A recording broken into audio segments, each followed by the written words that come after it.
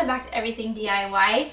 So I know we sort of already did this, well, we did already do this video on our last CX-5. We installed some roof racks, and we are going to do the same thing on this car. Obviously that car was totaled and we really liked the roof racks, so we decided to go ahead and do it again. And that is because the process is a little different, so yeah. If you want to see how we do it, keep watching. So the parts we're going to be using for this video are these OEM roof racks.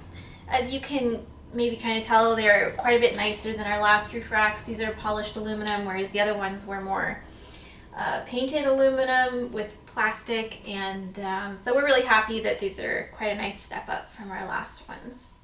So the crossbars are pretty similar, pretty much the same thing, although these ones are static and they don't move back and forth.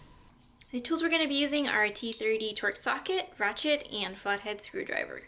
So the first thing we're going to do is remove our ditch molding down here. I'm going to step up, and we covered our flathead screwdriver for this so we don't scratch anything.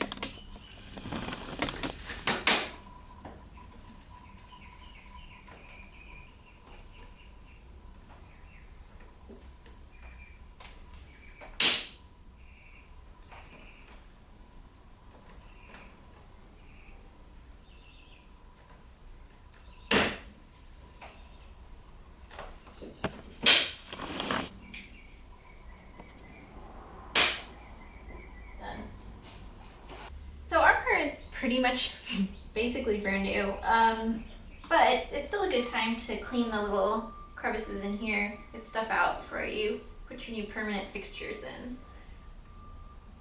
Okay, so now that this is all clean, we can start prepping to install our racks, and we have these two little parts here, 6 of these little holes here, and I'm going to prep these by putting the little foam pads down here. Like that, and then install this guy right on top. Just make sure it's on there and lined up.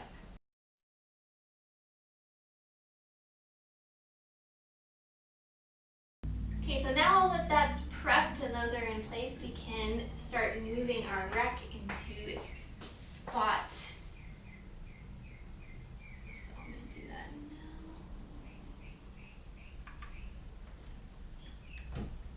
Just make sure all the holes line up and none of the pieces moved out of place.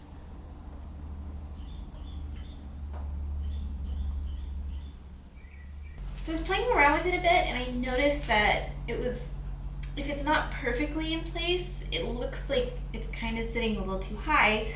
So you really want to make sure that you get it seated in the right spot and that nothing is misaligned. And how you know that is that once it's really in there, it won't move around too much. You won't have much give back and forth or, side to side. It's really in there before you start actually bolting it down. Now we can start putting in our Torx bolts one by one. I'm going to start with the middle one. Alright. And I'm just going to hand tighten these.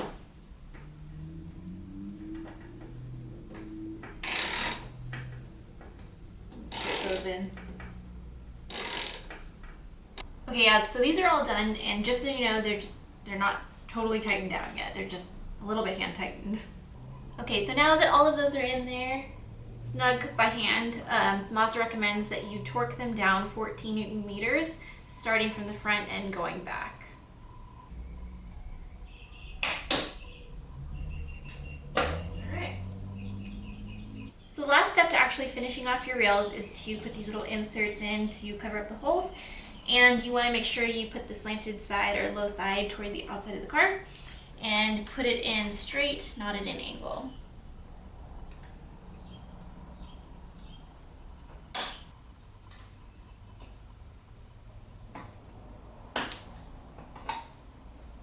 Yeah, so these little inserts are undeniably kind of a strange design. So the trick is to just make sure that you put it in totally level and then give it some force. Just push it down until it snaps.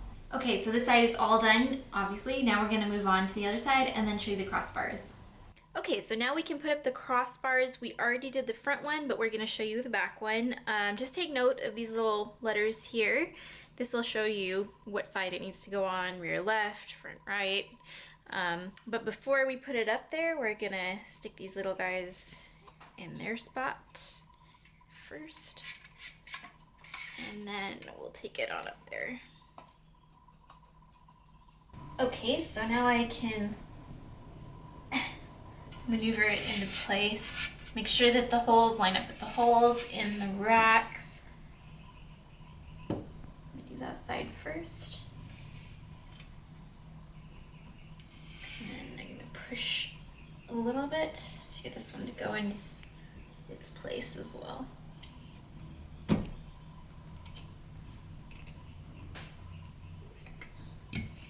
If you find that it seems a little long, don't worry about it. It does have a little give, so you can push a little bit to get this down into place.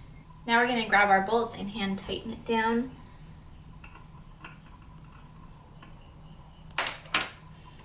It's a little tricky to maneuver in. All right, so those are in there pretty snug, and the last thing to do is tighten it down all the way.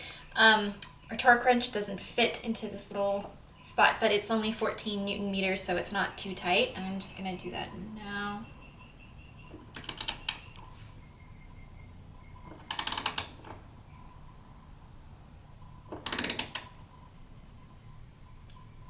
Okay, and that should do it, actually. We're pretty happy with these. They look pretty nice.